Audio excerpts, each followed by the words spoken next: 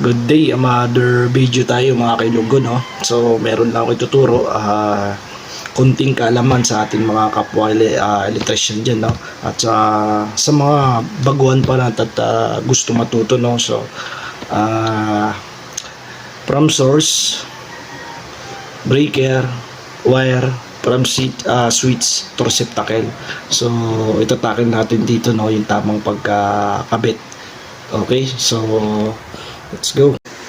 So, ito balik tayo mga kailunggo voltage, no. So, gumawa ako dito ng single line diagram, no, para mas maintindihan natin. So, first from the source, so from main o utility, no, line side na tinatawag.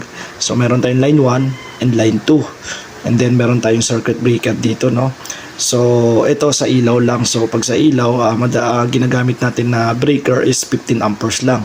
And then, ang wire na ginagamit natin is 2.0, no? 2.0 mm and number 14 AWG. So, yun ang ginagamit natin na wire pagka sa lightings, no?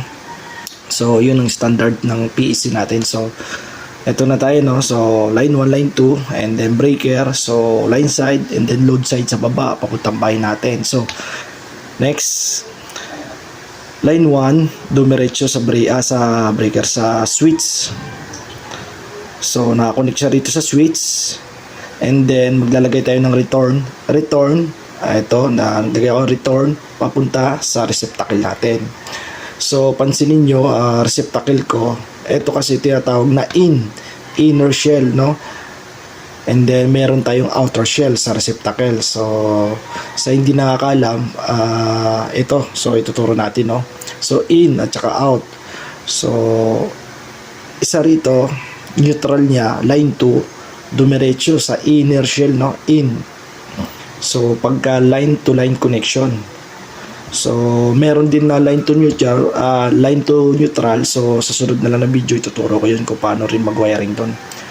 So, ito muna tayo, no? So, okay, kung naintindihan na, ilonggo, no? So, ang inner shell, ito siya, in. Din yung outer shell niya, ito yung sa labas niya, kaya tinatawag siya outer shell. In at saka out. So, dito natin nilalagay yung neutral sa in. Yung out naman dito sa return. Kaya yung purpose ko na to mga ka-voltage, mga kailunggo voltage, para hindi tayo makuryente.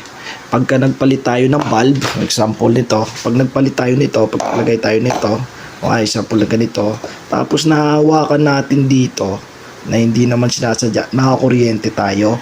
Pag ang return mo, pag line to line connection, na ilagay mo rito sa inner shell.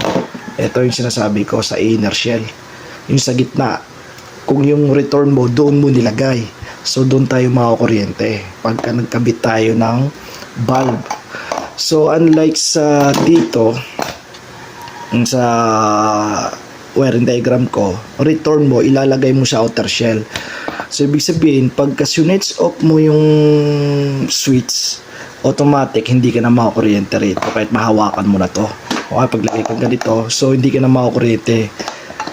Dapat sa outer shell siya nilalagay. Okay, ito yung outer shell niya. Yung in sa, So, ito lang naman yung pagka-in. So, ito siya. Pagka-out, ito siya. So, papakita ko paano mag-wiring, no? So, ito yung neutral, ito yung return. So, dito na ngayon natin ilalagay yung return. Galing sa switch, so ilalagay natin. So, may ginawa na ako dito. So, ito. So, ito yun, return, no? Naglagay ako ng tagging dito para mas makita. So, ito yung return ko. So, yan. So, ilalagay natin dito.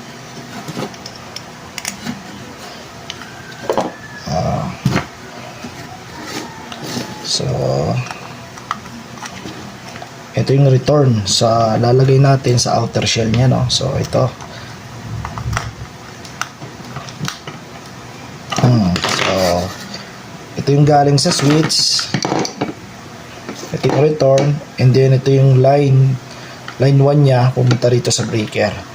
So ito. So itong line 1 dumiretso rito, ito sa isang switch. Ito.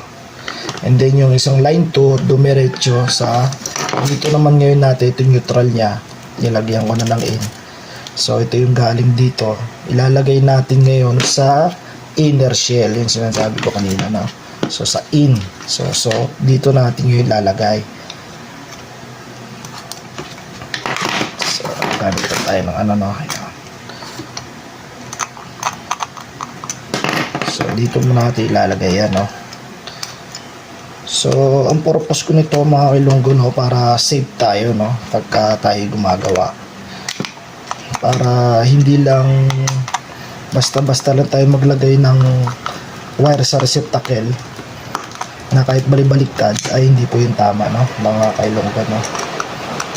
So ito na yun, no. So line 1, line 2, ito yung rumekta na isang neutral niya sa in. So ayan. So yun lang yun, no, ang tamang pag-wire, no. So ilagay natin yung ano, para try natin, no.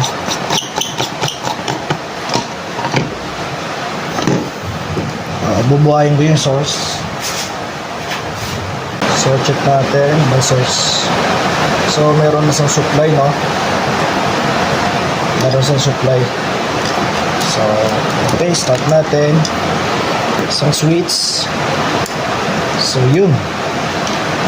Okay. Off. Switch. Okay, yun lang mga ka-Ilonggo voltage, no. Sana may natutunan kayo, no. Palambing lang ako sa inyo mga ka-Ilonggo.